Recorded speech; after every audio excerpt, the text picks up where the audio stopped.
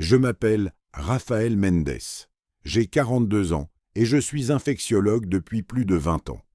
J'ai exercé dans de grands hôpitaux de São Paulo, participé à des missions humanitaires en Afrique et consacré ma vie à l'étude des virus, des bactéries et des épidémies. Tout ce que je sais, je l'ai appris en laboratoire, dans les livres et au chevet des patients. Je n'ai jamais été pratiquant.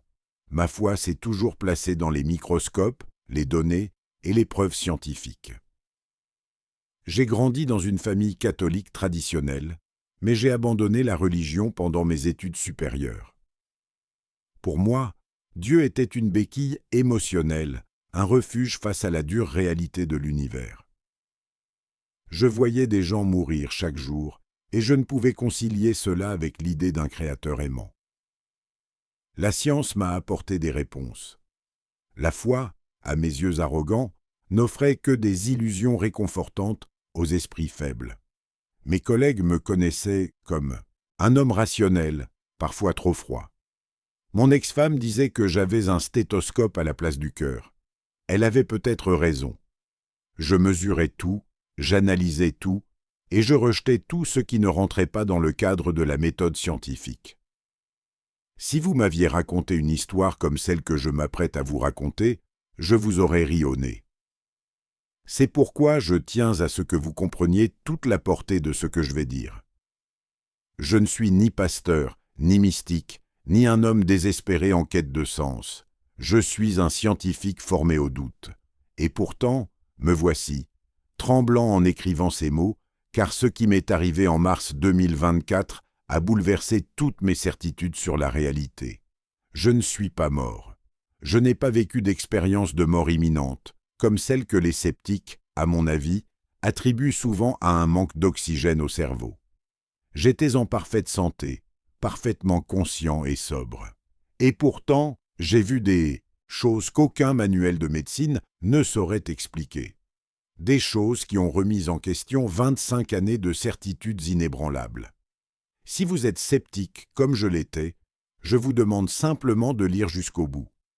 Je ne vous demande pas de me croire, mais de m'écouter, car ce que j'ai vu ne concerne pas seulement ma vie, mais aussi la vôtre. Cela nous concerne tous. Et le temps dont nous disposons pour nous préparer est bien plus court qu'on ne l'imagine. C'était un jeudi de mars comme les autres. Je revenais tout juste d'une conférence internationale sur les maladies émergentes à Genève. J'étais épuisé, le décalage horaire perturbant encore mon horloge biologique. Je suis arrivé chez moi vers 11 heures du soir, j'ai pris une douche chaude et je me suis allongé, attendant en vain le sommeil. Je suis resté là, à fixer le plafond sombre, l'esprit encore absorbé par les présentations auxquelles j'avais assisté. Vers 3 heures du matin, heure du « quelque chose a changé dans la pièce ». Je ne peux l'expliquer autrement. L'air est devenu plus lourd, comme si la pression atmosphérique avait soudainement d'augmenter. J'ai ressenti un poids sur ma poitrine, ce n'était pas une douleur, c'était une présence. Ma première pensée a été que je faisais une crise cardiaque. Ma deuxième pensée a été que je devenais fou. Aucune des deux n'était la bonne. Une lumière apparut dans un coin de la pièce. Ce n'était pas une lumière électrique, elle ne semblait provenir d'aucune source précise. C'était comme si l'obscurité elle-même était dissoute par une force plus puissante. J'essayais de me lever, en vain. Mon corps était paralysé, mais mon esprit n'avait jamais été aussi clair. Chaque cellule de mon être était en alerte maximale, enregistrant chaque détail de cet instant impossible. Puis, je l'ai vu. Un être d'apparence humaine, mais manifestement pas humain. Il n'avait ni aile, ni auréole, rien de ces fantasmes religieux enfantins. Il n'y avait qu'une présence si absolue qu'elle faisait vibrer l'air. Ses yeux recelaient quelque chose d'indescriptible, une profondeur qui semblait transcender le temps, comme s'il avait été témoin de la naissance des étoiles et de la mort des civilisations. Mon esprit scientifique réclamait des explications à corps et à cri. Paralysie du sommeil, hallucination hypnagogique, épisode psychotique. Mais je savais, avec une certitude qui dépassait toute logique, qu'aucune de ces explications ne tenait. J'étais confronté à quelque chose de réel, quelque chose qui existait en dehors des catégories que ma formation médicale avait créées. La peur laissa place à ce que je ne peux décrire autrement que comme une vénération involontaire. Il ne parlait pas avec des mots. La communication s'est faite directement dans ma conscience, comme si des pensées étaient déposées en moi. La première chose que j'ai ressentie, c'est mon propre nom, Raphaël, lourd, du poids de toute mon histoire. Et avec mon nom est venue une question silencieuse qui m'a bouleversé. « Es-tu prêt à voir ?» Avant même que je puisse répondre, je voyais déjà. Non pas avec mes yeux physiques, qui restaient ouverts dans l'obscurité, mais avec quelque chose de plus profond. C'était comme si une seconde vision se superposait à la première, plus claire et plus réelle que tout ce que j'avais jamais vu. Et ce que je vis me glaça jusqu'aux os, avec une précision clinique que seul un médecin pourrait pleinement comprendre. J'ai vu un laboratoire de confinement de niveau 4. J'ai immédiatement reconnu l'environnement, celui des protocoles que j'avais étudiés pendant des années. Des scientifiques en combinaison de biosécurité intégrale travaillaient devant des enceintes à flux laminaires. Sur les écrans d'ordinateur, je voyais des séquences génétiques manipulées, des fragments d'ARN recombinés avec une précision effrayante. J'ai vu le moment, précis, où l'arrogance humaine a franchi une limite qu'elle n'aurait jamais dû franchir. Le virus issu de cette manipulation était sans précédent parmi ceux que j'avais étudiés. C'était un pathogène respiratoire aux caractéristiques hybrides, alliant la transmissibilité d'un coronavirus à la létalité d'un ennemi bien plus redoutable. J'ai vu sa structure moléculaire se transformer lentement sous mes yeux. Les protéines de spicules modifiées, les récepteurs de liaison optimisés pour les cellules humaines. En tant que scientifique, j'ai perçu l'élégance mortelle de cette architecture biologique. La voix de l'être a brisé mon analyse scientifique. Tu as joué avec le feu de la création. Tu as pris ce qui avait été créé et tu as tenté de le refaire à ton image. Voici le fruit. Non pas un châtiment divin, mais la conséquence naturelle de l'orgueil humain. Le même savoir qui aurait pu guérir a servi à détruire. Et maintenant, ce qui s'est échappé est incontrôlable. J'ai vu le patient zéro. Un technicien de laboratoire d'une trentaine d'années qui ignorait même être porteur de l'agent de destruction. Je l'ai vu tousser dans le métro bondé, toucher les barres d'appui, embrasser sa femme en rentrant chez lui. J'ai vu les particules virales invisibles se propager comme un nuage de mort silencieux. J'ai vu les premières cellules envahies, les premiers systèmes immunitaires trompés par la sophistication de cet envahisseur artificiel. Les premiers symptômes apparaissaient au bout de 7 jours, une légère fièvre, un mal de gorge et une toux sèche d'apparence bénigne. Les premiers médecins diagnostiquaient une grippe et prescrivaient des antipyrétiques et du repos aux patients. Personne ne se doutait de rien. Personne ne réalisait la gravité de la situation avant qu'il ne soit trop tard. Et pendant tout ce temps, chaque personne infectée propageait des millions de copies du virus à chaque respiration. Ma vision s'est approfondie et j'ai vu le virus à l'œuvre à l'intérieur du corps humain. Ma formation médicale m'a permis de comprendre chaque détail avec une clarté terrifiante. J'ai vu les particules virales envahir les cellules épithéliales des voies respiratoires, détourner la machinerie cellulaire, transformer chaque cellule infectée en une usine à mort. J'ai vu la réplication exponentielle se dérouler en temps réel. Les symptômes de la première phase étaient trompeusement bénins. Fièvre entre 37,5 et 38 degrés Celsius, fatigue modérée, maux de tête persistants et toux sèche résistante aux antitussifs classiques. La plupart des patients continuaient à travailler, pensant à un simple rhume. Ils continuaient à utiliser les transports en commun, à aller au bureau, à l'école. Chacun d'eux était une bombe biologique ambulante, susceptible d'infecter des dizaines d'autres personnes. La seconde phase survint vers le 10e jour. La fièvre monta, brutalement à 40 degrés, voire plus, et résistait à tout traitement. La toux devint productive, avec des expectorations sanglantes témoignant de lésions pulmonaires graves. La saturation en oxygène commença à chuter, d'abord lentement, puis de façon exponentielle. Les patients décrivaient une sensation de noyade à terre, leurs poumons se remplissant de liquide inflammatoire. J'ai vu quelque chose qui m'a donné envie de hurler. Le virus ne s'attaquait pas seulement aux poumons. Il avait un tropisme pour de nombreux organes. Il envahissait le système nerveux central, provoquant délire, convulsions et coma. Il s'attaquait au cœur, causant une myocardite fulminante chez des patients jeunes et en bonne santé. Il détruisait les reins, surchargeait le foie et déclenchait une tempête de coagulation qui remplissait le corps de microthrombus. « Voici le second cavalier, dit l'être à mes côtés. Le fléau qui précède la fin. Il n'a pas été envoyé, il a été créé, mais il sera permis comme conséquence et comme avertissement. Ceux qui ont des oreilles entendront, ceux qui ont des yeux verront. Les autres continueront de dormir jusqu'à ce qu'il soit trop tard pour se réveiller. » Le taux de mortalité que j'ai vu sur les graphiques m'a glacé le sang. Ce n'étaient pas les 2% annoncés pour la Covid. Il se situait entre 15 et 20% dans la population générale, atteignant 40% chez les personnes âgées et immunodéprimées. Et plus terrifiant encore, le virus montrait une préférence inexplicable pour les enfants de 5 à 12 ans. Une anomalie qui remettait en question tout ce que nous savions des infections respiratoires. Ma vision s'est élargie et j'ai vu le vieux continent succomber. L'Italie a été la première à tomber, comme en 2020. Mais cette fois, il n'y avait aucun précédent auquel se préparer. J'ai vu Milan en mars, les hôpitaux fonctionnant déjà à 300% de leur capacité. Les couloirs transformés en unités, de soins intensifs improvisés, les médecins décidant qui vivrait et qui mourrait, selon des critères qu'aucun serment d'Hippocrate ne saurait justifier.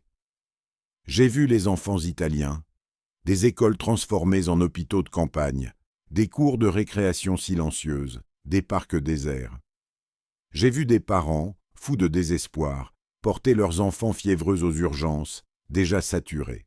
J'ai vu des pédiatres chevronnés pleurer dans les vestiaires, incapables de comprendre ce qu'ils voyaient.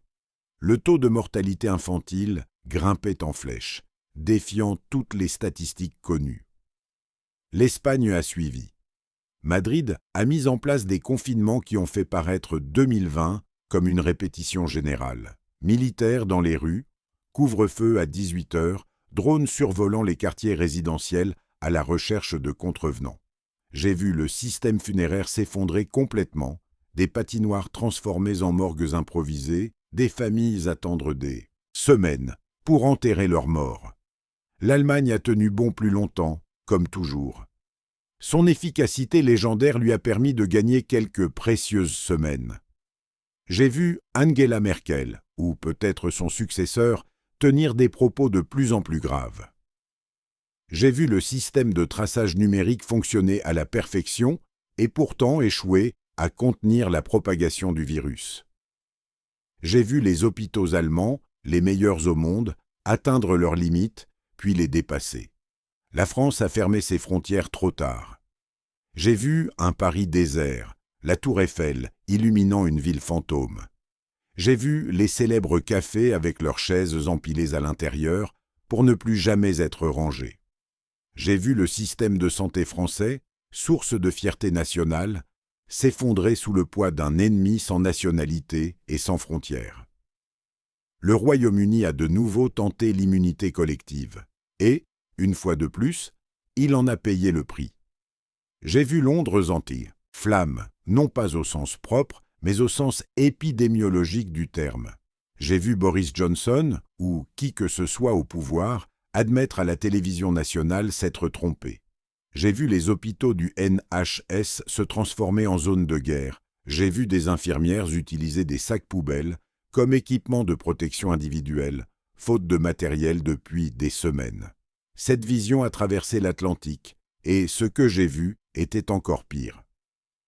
Les États-Unis, plus fragmentés politiquement que jamais, affrontaient le virus comme 50 pays distincts au lieu d'une nation unie.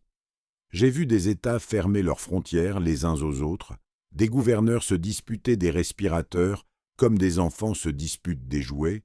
J'ai vu le système fédéral complètement paralysé. New York est tombée la première, et de façon brutale. J'ai vu Central Park transformé en hôpital de campagne, des tentes blanches s'étendant à perte de vue. J'ai vu Times Square, désert, ses écrans lumineux diffusant des publicités dans le vide. J'ai vu les hôpitaux de Manhattan détourner les ambulances, faute de place pour les malades. J'ai entendu le son incessant des sirènes, jour et nuit, jusqu'à ce que les sirènes elles-mêmes se taisent, faute de secouristes. La Californie brûlait tout en suffoquant. J'ai vu Los Angeles confronté à une double urgence, les incendies d'un côté, la pandémie de l'autre. J'ai vu des migrations internes désespérées, des millions de personnes fuyant les villes pour se réfugier dans les campagnes, emportant le virus avec elles. J'ai vu la Silicon Valley, avec toute sa technologie et ses milliards de dollars, complètement impuissante face à un problème qu'une simple application ne pouvait résoudre. J'ai vu le Texas défier les recommandations fédérales, maintenant tout ouvert au nom de la liberté. J'ai vu le prix de cette liberté, mesuré encore, entassé dans des camions frigorifiques stationnés dans des stades de football. J'ai vu des hôpitaux à Houston refuser des patients qui n'étaient pas des résidents locaux. J'ai vu de petites villes de l'intérieur où le virus s'est propagé comme une traînée de poudre, laissant des communautés entières dévastées. L'Amérique latine m'a profondément marqué. J'ai vu le Brésil, mon pays, répéter les mêmes erreurs avec une obstination suicidaire. J'ai vu Manaus revivre le cauchemar de 2021 décuplé. J'ai vu le SUS, système de santé publique brésilien, s'effondrer les uns après les autres, du nord au sud, comme des dominos. J'ai vu des favelas entières rasées, tandis que les riches se barricadaient dans des résidences sécurisées, équipées de leurs propres générateurs d'oxygène. J'ai vu le Mexique construire des charniers aux abords de Mexico.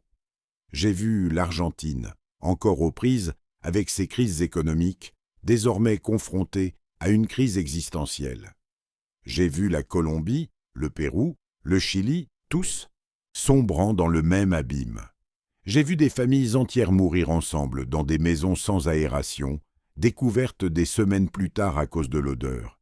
J'ai vu des enfants orphelins errer dans des rues désertes, à la recherche de parents qui ne reviendraient jamais. L'être me montra les chiffres, et je faillis m'évanouir, bien que j'étais hors de mon corps. Les projections étaient si terribles que mon esprit scientifique refusait de les traiter. Mais elles étaient là, sous forme de graphiques et de courbes que je connaissais trop bien, le langage froid de l'épidémiologie racontant une histoire d'horreur sans précédent. Lors de la première vague, qui durerait environ 4 mois, le nombre de décès dans le monde atteindrait 15 millions. La deuxième vague, alimentée par une mutation plus virulente apparue en Inde, ajouterait 25 millions de victimes. La troisième vague, due à un variant résistant au vaccin développé à la hâte, achèverait de faire des ravages. Le bilan final avoisinerait les 100 millions de morts en moins de 2 ans. J'ai vu des systèmes économiques s'effondrer. Pas la récession de 2020, mais quelque chose de structurellement différent. Des chaînes d'approvisionnement complètement détruites, des usines fermées faute de main-d'œuvre, des champs laissés à l'abandon. J'ai vu des rayons vides dans les supermarchés des pays riches. J'ai vu la faim dans des régions qui ne l'avaient jamais connue. J'ai vu la monnaie perdre de la valeur. J'ai vu des sociétés entières régresser de plusieurs décennies en quelques mois. J'ai vu des systèmes politiques s'effondrer sous la pression. Des gouvernements tombent, des révolutions éclatent, des guerres civiles commencent dans des pays qui semblaient stables. J'ai vu l'ordre international se dissoudre, chaque nation pour elle-même, chaque ville pour elle-même, chaque famille pour elle-même.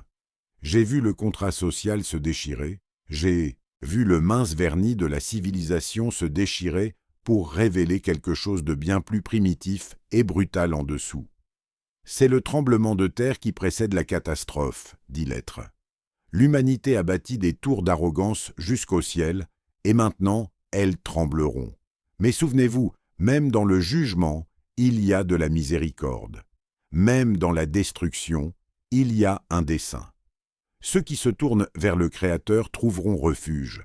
Ceux qui persistent dans leur rébellion récolteront ce qu'ils ont semé. J'ai aussi vu les survivants.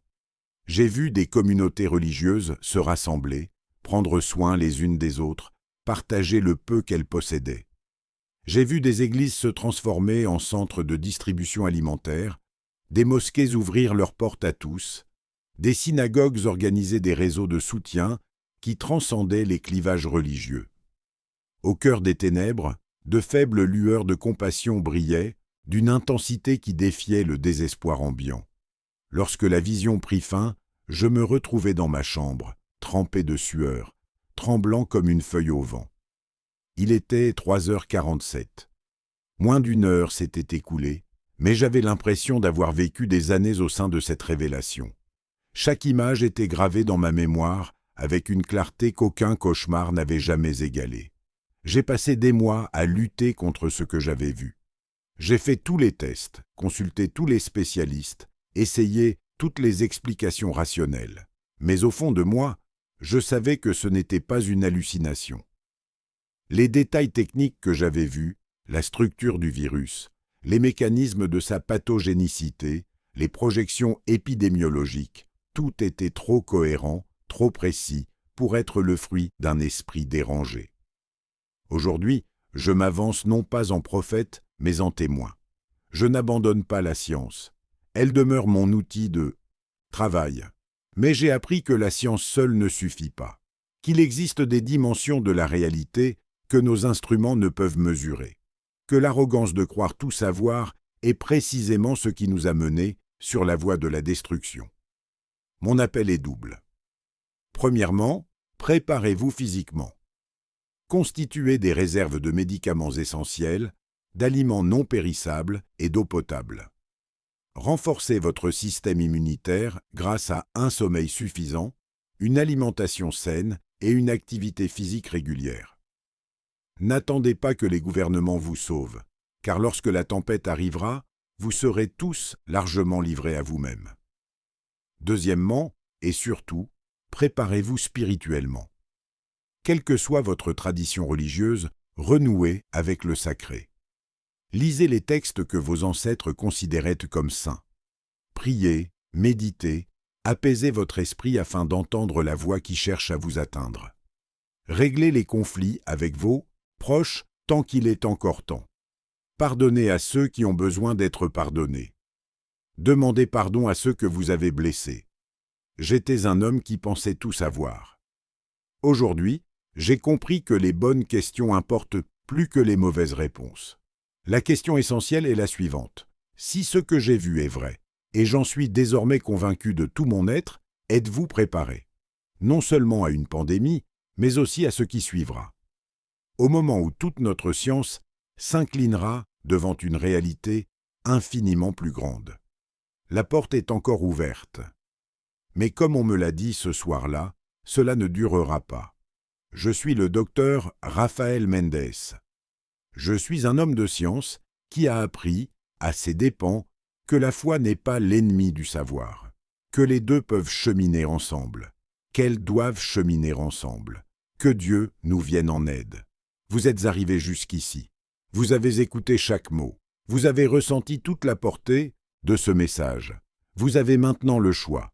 Fermez cette page, reprenez vos habitudes, oubliez ce que vous avez lu et continuez à vivre comme si vous aviez tout le temps du monde. Des millions de personnes d'Iduna agiront ainsi. Le docteur Raphaël lui-même l'a dit, mais beaucoup n'écouteront pas. Ils parleront de folie, de coïncidence, de fiction religieuse. Et lorsque la tempête éclatera, ils seront totalement démunis. Prenez cet avertissement au sérieux. Je ne vous demande pas d'abandonner votre vie. Je ne vous demande pas de tout vendre et de partir vivre à la montagne. Je vous demande quelque chose de beaucoup plus simple, se préparer.